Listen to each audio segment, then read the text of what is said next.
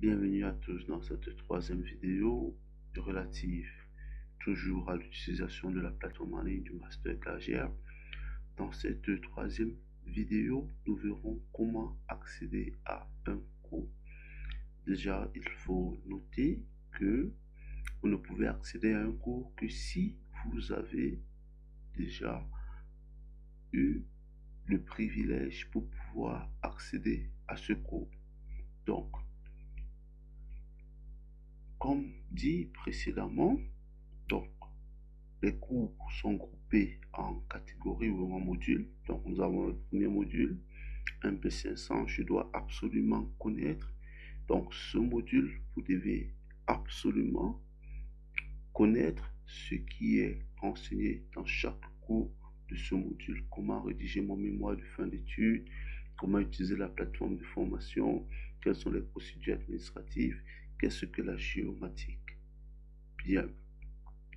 Ensuite, vous avez les modules maintenant relatifs à la formation proprement dite, tels que le module de gestion des ressources et aménagement du territoire, le module sur la géographie du développement, le module sur la conception cartographique et communication graphique, le module sur les systèmes de gestion, d'analyse et de traitement des données, le module sur l'informatique et les réseaux, le module sur la télédétection, traitement d'images numériques et modélisation, le module sur les systèmes d'information géographique, donc l'analyse et intégration des données à référence spatiale, et enfin le module sur le montage de bureaux d'études, d'organismes de gestion de ressources et conduite de projet.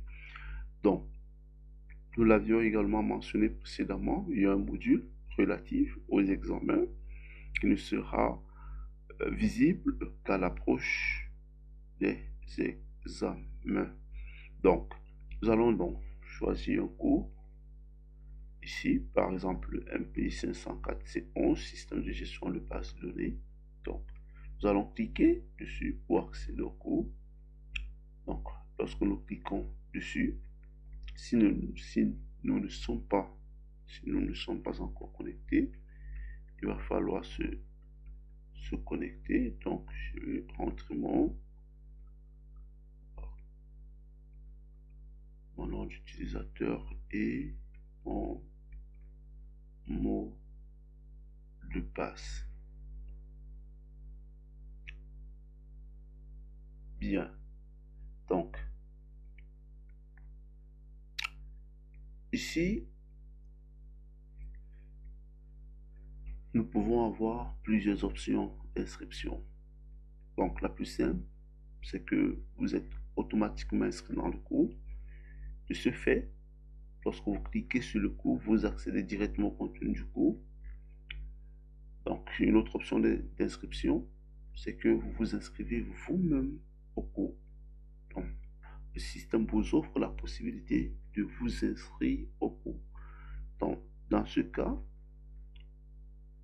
comme c'est le cas présentement ici, donc vous allez cliquer sur m'inscrire.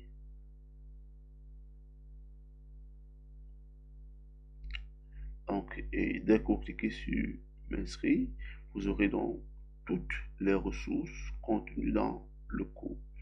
Donc, dans le cours, il y a une première partie qui présente de façon générale le cours, qui offre des outils pour pouvoir travailler dans ce cours, qui offre des outils pour pouvoir discuter avec le tuteur, avec les autres apprenants dans ce cours. Donc, nous avons une seconde partie qui présente les différents éléments constituant le cours, qui sont encore appelés des séquences. Donc, un cours sera subdivisé en une ou plusieurs séquences. Donc, dans cette première partie du cours, vous aurez la foire aux questions qui va grouper la plupart des questions généralement posées en relation avec le cours. Ensuite, vous aurez la présentation générale, donc il est vivement conseillé lorsque vous entrez dans un cours de lire la présentation générale qui vous permet d'avoir une vue précise sur le cours. Donc, vous aurez l'équipe pédagogique, dont le responsable scientifique de l'unité d'enseignement, le concepteur, le tuteur. Le tuteur, c'est celui avec qui vous allez échanger pendant les tutorats synchrones dans la classe virtuelle. Donc, nous verrons par la suite comment est-ce que nous pouvons accéder à la classe virtuelle. Donc, vous avez également les prérequis qui sont renseignés. Est-ce que vous avez des cours en ligne que vous deviez suivre avant de suivre ce cours? Est-ce que vous avez d'autres cours que vous deviez avoir suivis également avant de suivre ce cours qui peuvent ne pas être en ligne? Est-ce qu'il y a des matériels et logiciels que vous deviez maîtriser déjà avant de suivre ce cours? Donc, l'objectif global du cours, vous avez également les objectifs spécifiques de ce cours, les liens utiles qui peuvent vous permettre de, de mieux maîtriser le cours. Donc, vous avez également l'organisation du cours, la structuration, les différentes séquences. Vous avez les mots-clés relatifs au cours. Vous avez la durée, donc la durée globale, la durée du cours en ligne et la durée également des tutorats synchrones. Donc, ensuite, vous avez également la plage du temps, quand est-ce que le cours sera ouvert, pour quelle durée. Et enfin, vous avez donc l'évaluation, donc combien de contrôles continus vous aurez, donc l'examen de fin de semestre et éventuellement les activités d'apprentissage. Donc, quand je suis ici dans la présentation, je peux revenir au cours en cliquant ici sur le code associé au cours. Donc, je clique là, je reviens au cours. Ensuite, il y a les consignes de travail. Donc, c'est très important également parce que les consignes de travail vont nous permettre de savoir quelle est la démarche méthodologique que je dois utiliser. Ça me donnera également des conseils utiles et également des indications sur ce qui ne doit pas être fait pour mieux maîtriser, pour mieux atteindre les objectifs qui ont été fixés dans le cadre de ce cours. Donc, à côté, vous avez également l'accès à la classe virtuelle. Donc, ça fera l'objet d'une autre vidéo. Donc, vous avez également le forum où vous pouvez poser une question. Ça fera également l'objet d'une autre vidéo. Vous avez le glossaire principal qui permet de définir la plupart des thèmes que vous allez rencontrer dans votre lecture.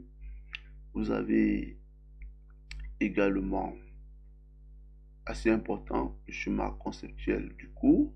Donc, lorsque vous cliquez dessus,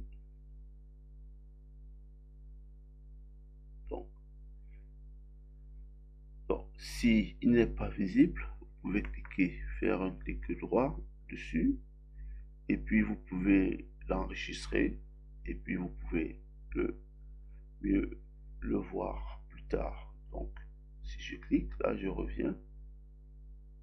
Donc, voici en fait donc la présentation de notre cours. Donc, vous avez là la présentation.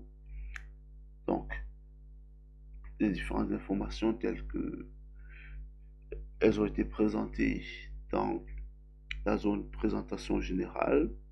Vous avez l'intitulé ici du cours. Vous avez les supports qui sont fournis dans le cours.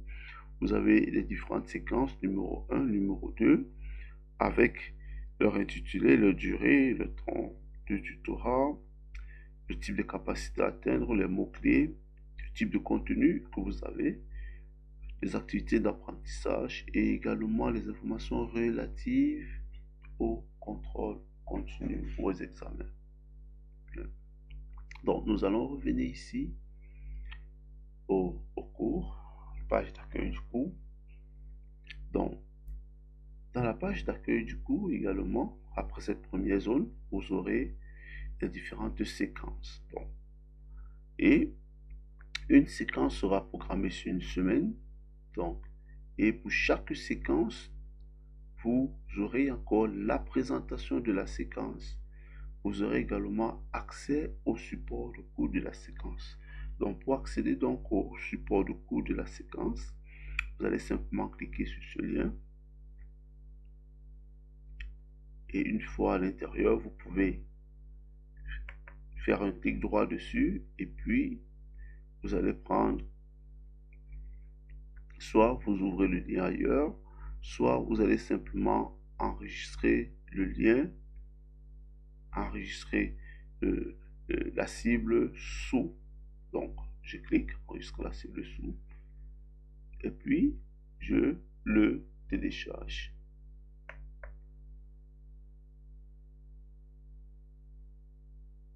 Donc, une fois après l'avoir téléchargé, donc j'ai donc ici le support de cours.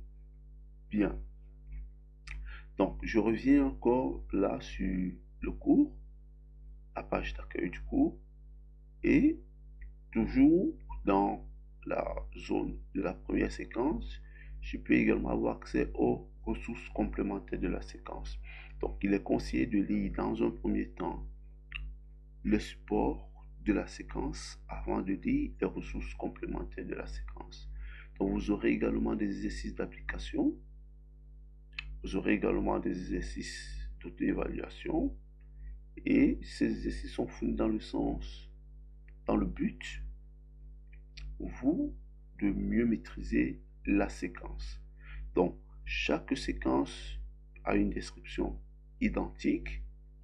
La seconde séquence, comme vous pouvez le voir, nous avons également en présentation de la deuxième séquence, accéder au support de cours, accéder aux ressources complémentaires, exercices d'application, exercices d'auto-évaluation et autres exercices. Donc, la description de la séquence est la même pour toutes les séquences, quel que soit le cours, et la description du cours également est le même, quel que soit le cours. Vous allez toujours retrouver ces différents éléments à quelques petites différences près.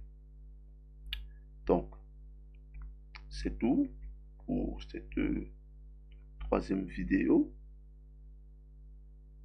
Nous allons donc nous déconnecter.